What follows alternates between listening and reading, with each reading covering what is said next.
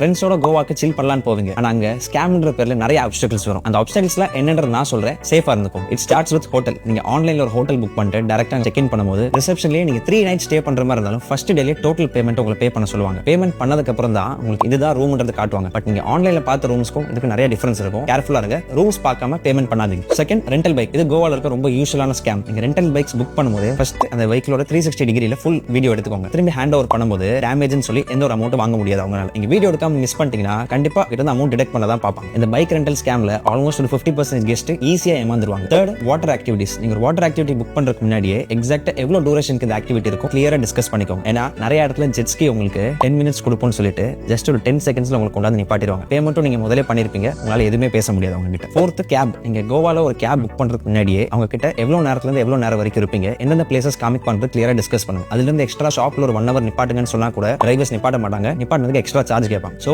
கிளியரா டிஸ்கஸ் பண்ணிட்டு மட்டும் கேப்ஸை புக் பண்ணுங்க. அடுத்து இருக்குது சூவெனிர்ஸ். இது வந்து எல்லா டூரிஸ்ட் டெஸ்டினேஷன்ல இருக்கிற காமனான ஸ்கேம் தான். நீங்க டூரிஸ்ட் தெரிஞ்சதும் சூவெனிர்ஸ் எப்பவுமே வந்து ஹை பிரைஸ்க்கு உங்ககிட்ட செல் பண்ண பார்ப்பாங்க. சோ எப்பவுமே அவங்க என்ன ரேட் சொல்றாங்களோ அதுல 30% ரேட்டுக்கு பார்கெயின் பண்ண பாருங்க. நீங்க ரீசனபிளான பிரைஸ்க்கு இதெல்லாம் பர்ச்சேஸ் பண்ண முடியும். இந்த மாதிரி ஸ்கேம்ஸ் எல்லாம் கோவால மட்டும் தான் நடக்குதான்னு கேட்டீங்க, இல்ல எல்லா டூரிஸ்ட் டெஸ்டினேஷன்ல இதெல்லாம் காமனா நடக்கிற ஸ்கேம்ஸ் தான். நாம டிராவல் பண்றது என்ஜாய் பண்றதுக்காக தான், இந்த மாதிரி ஸ்கேம்ல மாட்டுறதுக்காக இல்ல. ஃப்ரெண்ட்ஸோடையும் ஃபேமிலியோடையும் சேஃபா டிராவல் பண்ணுங்க.